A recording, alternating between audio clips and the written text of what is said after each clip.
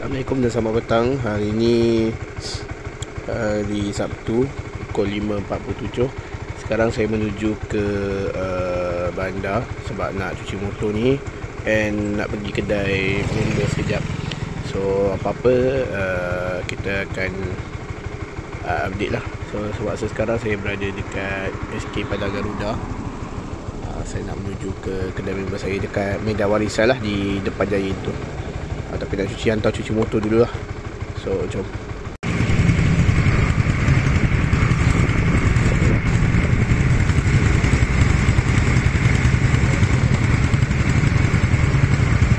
Alright, kita dah sampai guys dekat Kuantan Bike Wash. So saya nak cuci motor kat sini.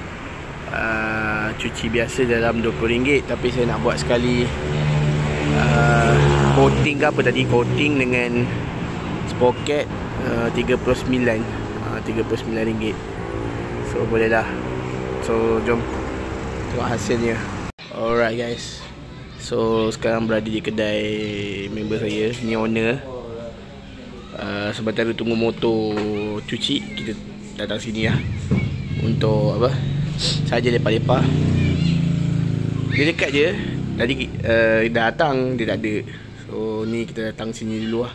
Kita pergi sana dulu, lepas tu baru datang sini. So apa servis dia buat? Servis motor,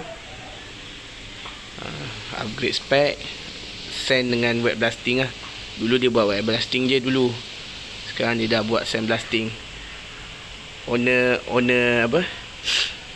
dah upgrade, dah pergi ke sand blasting.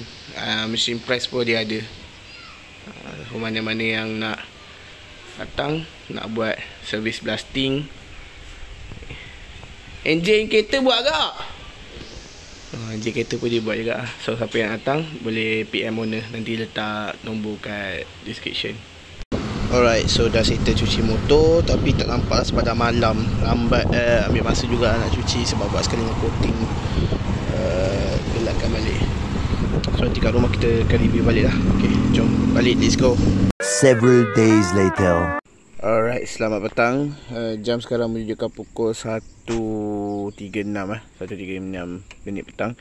So saya ada basuh motor hari tu kan, sekali dengan buat repaint. Bukan repaint lah, dia macam hitamkan balik. Tapi okey lah. Macam ni kena cuci sikit lagi. Ni hitam, dah glossy balik. Atas ni mungkin kena repaint kot.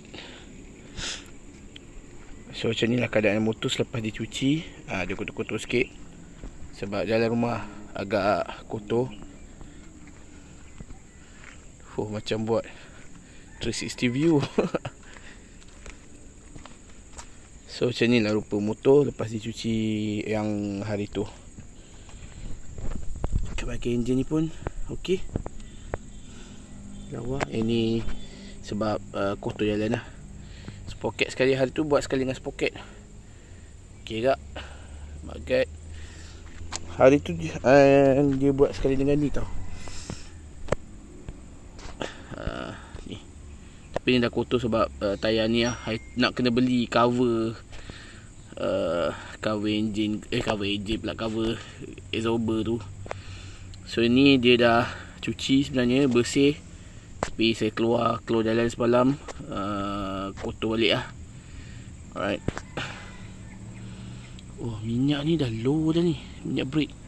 Saya baru perasan minyak brake dah low. Kena tambah. Nanti saya pergi bengkel member saya tanya kot. Alright.